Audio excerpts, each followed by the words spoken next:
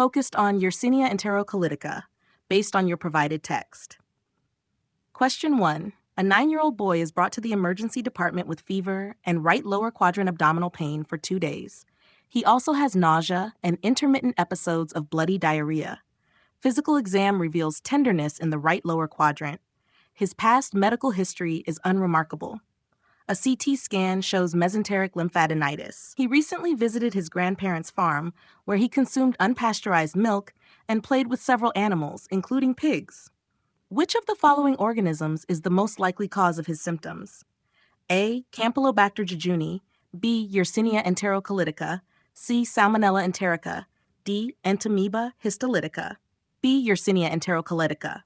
Explanation. This patient presents with pseudoappendicitis, right lower quadrant pain due to mesenteric adenitis, bloody diarrhea, and recent exposure to pork unpasteurized milk, all suggestive of Yersinia enterocolitica, a gram-negative coccobacillus that can mimic appendicitis.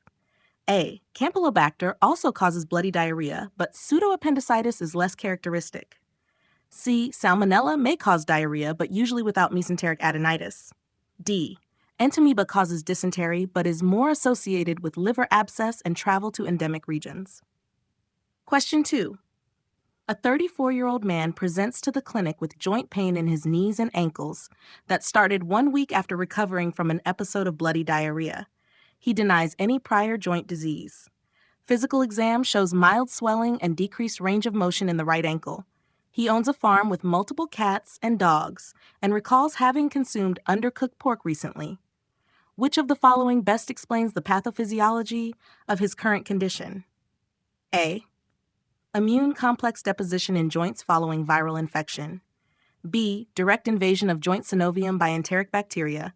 C. Autoimmune response triggered by enteric infection. D. Crystal deposition within the joint space. Correct answer, C. Autoimmune response triggered by enteric infection. Explanation. This patient has reactive arthritis, a seronegative spondyloarthropathy often triggered by Yersinia enterocolitica. The immune system mounts a cross-reactive autoimmune response after GI infection. A.